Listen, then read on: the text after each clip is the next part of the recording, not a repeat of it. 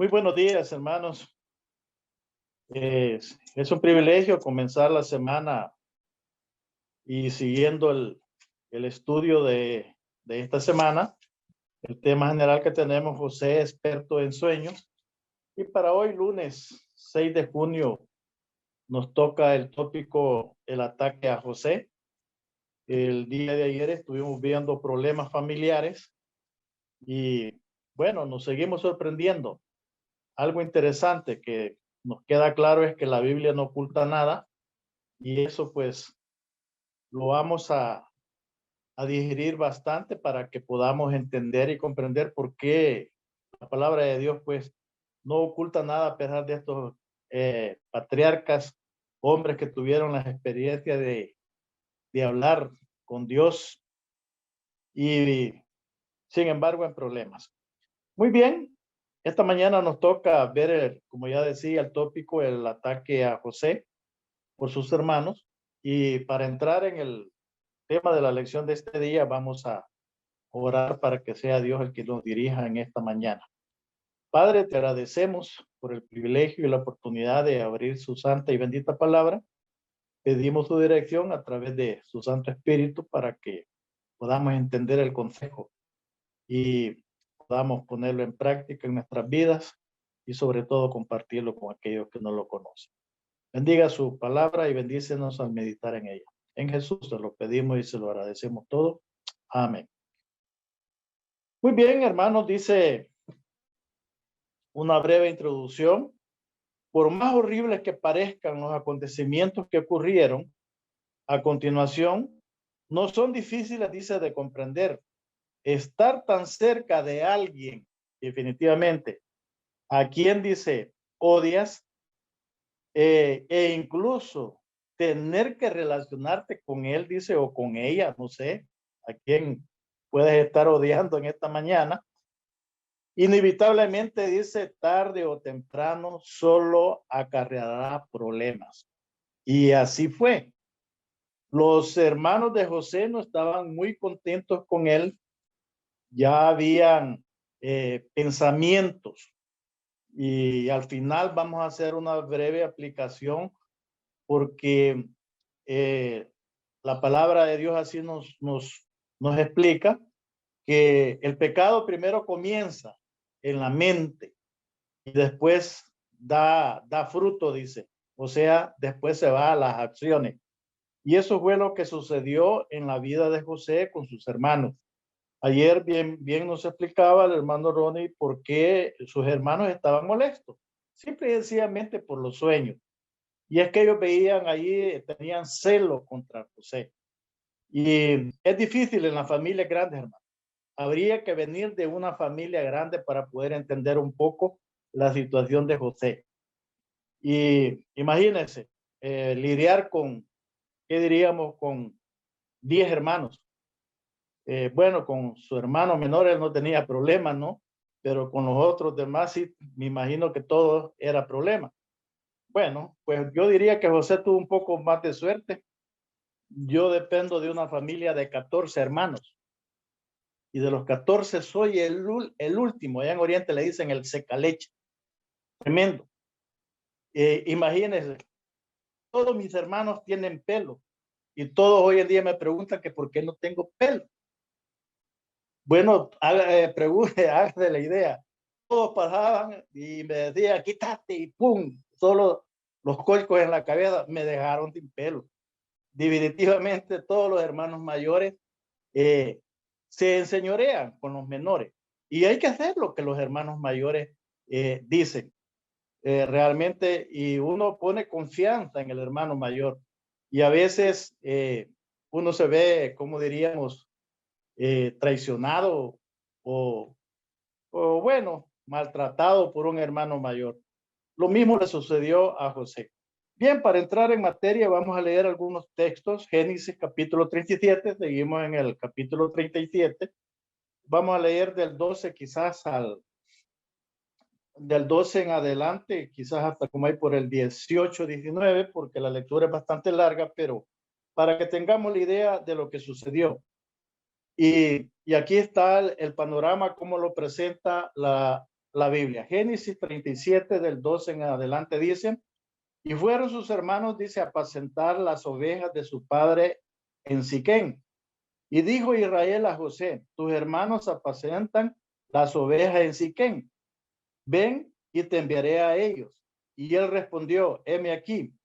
Y él le dijo, ve ahora, mira cómo están tus hermanos y cómo están las ovejas, y tráeme la respuesta. Y envió, le dice, del valle de Hebrón, y llegó a Siquén. Y halló, lo dice, un hombre andando en perdido por el campo, y preguntóle a aquel hombre, diciendo, ¿qué buscas? Y él respondió, busco a mis hermanos. Ruégote que me muestre dónde pastan. Y aquel hombre respondió, ya se han ido de aquí. Yo les he oído decir, vamos a Dotán. Entonces José fue tras sus hermanos y hallólos en Dotán. Y como ellos lo vieron, dice, de lejos, antes que se acercara, dice, a ellos, proyectaron contra él para matarle. Versículo 19 dice, y dijeron el uno al otro, he aquí viene el soñador. Definitivamente un problema tremendo. Ellos hicieron planes donde vieron al joven y los planes no eran agradables. Y así fue. Cuando el joven llega con ellos, me imagino contento de encontrarlos, de saludarlos, de preguntarles cómo están. Y los hermanos salen haciendo como diríamos, la escena. Salen pues al encuentro, simple y sencillamente lo agarran, lo atan y lo tiran, dice, a una cisterna.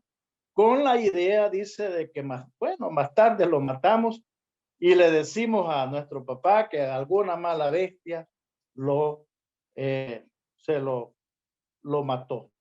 Muy bien, hermano. Los hermanos dice que odiaban a José porque estaban celosos del favor de Dios también que se manifestaba en José. Un favor, dice, que se confirmará en cada paso del siguiente curso de los acontecimientos cuando José se extravía. Primeramente, dice, un hombre lo encuentra y lo guía. Usted ve ahí el favor de Dios.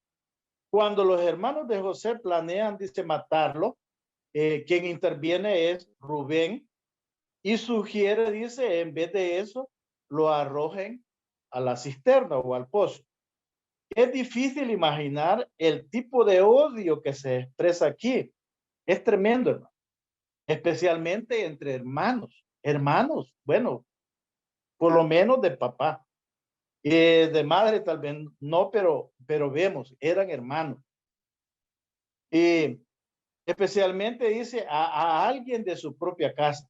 ¿Cómo pudieron estos jóvenes, es una pregunta, haber hecho algo tan cruel? No pensaron ni siquiera, dice, por un momento en cómo esto afectaría a su anciano padre ya. Bueno, definitivamente lo que leíamos arriba, ¿verdad? Cuando convives con alguien a quien tú odias, dice, inevitablemente tarde o temprano solo acarreará problemas. Y aquí ocurrieron los problemas con los hermanos de José y para José. Muy bien. El resultado es de algunas cosas, hermanos, que muchos conocedores hoy en día y que hablan de la familia, toman esta parte como para aconsejar y decir que uno como padre no debe tener hijos favoritos, en especial en familias grandes. Bueno, si solo es uno, pues ni modo, ¿verdad? Es su único hijo, pues ni modo, ahí no hay problema.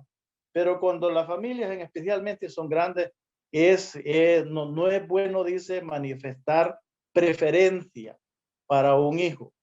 Los demás se sienten mal, los demás se sienten como diría yo, pues que no se les quiere, que están ahí. Bueno, hermano, si a veces con 2 hijos, con 3 hijos, a veces en el hogar debe haber problemas y siempre hay en las discusiones o los pleitos de familia, como decimos nosotros a veces, salen a reducir ese tipo de expresiones. Lo que pasa es que tú quieres más a fulanito, ¿verdad?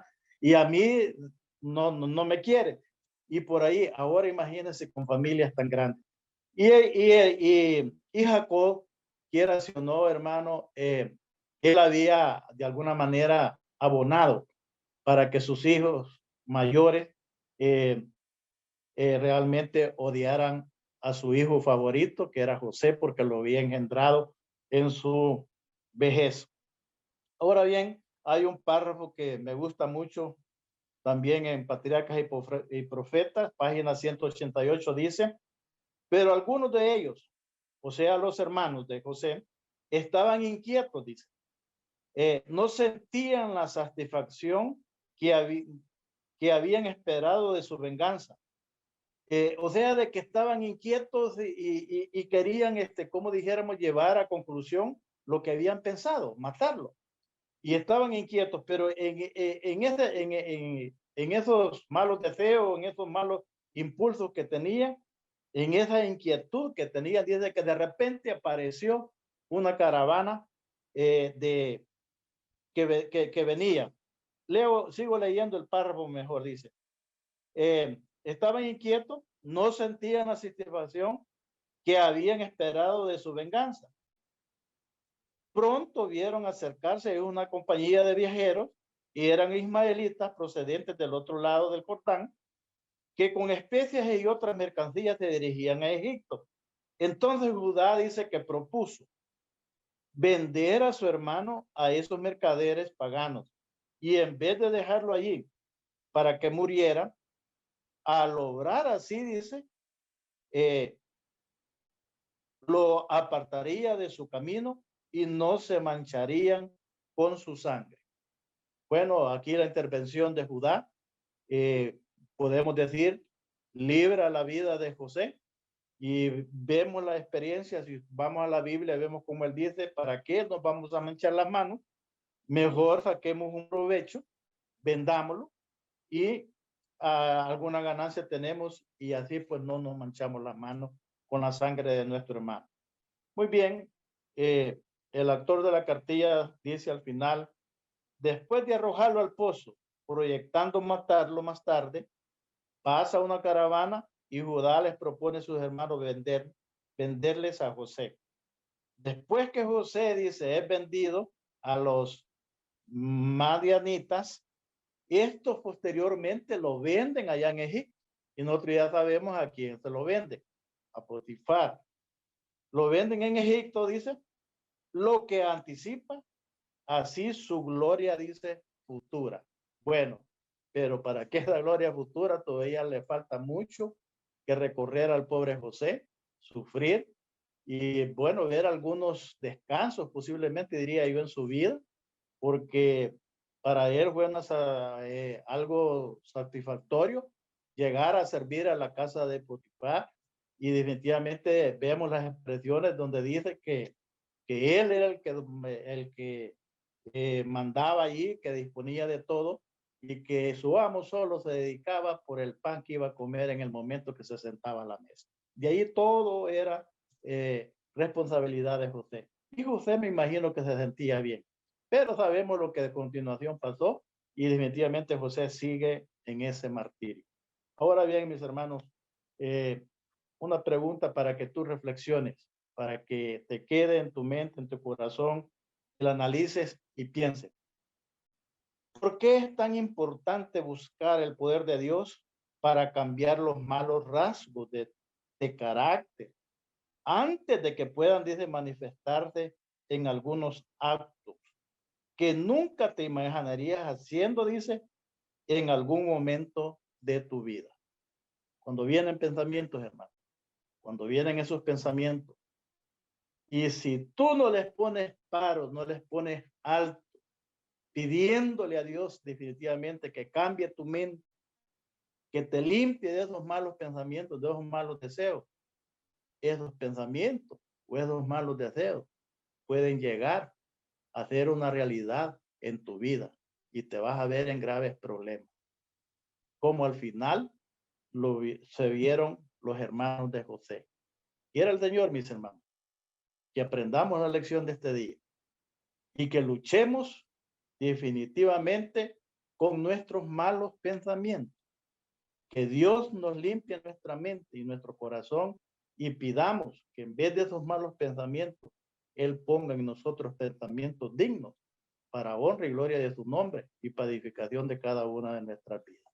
Que Dios te bendiga en esta mañana y sigamos aprendiendo las lecciones que Escuela Sabática nos da cada día, que son de gran bendición para cada una de nuestras vidas. Que Dios te bendiga.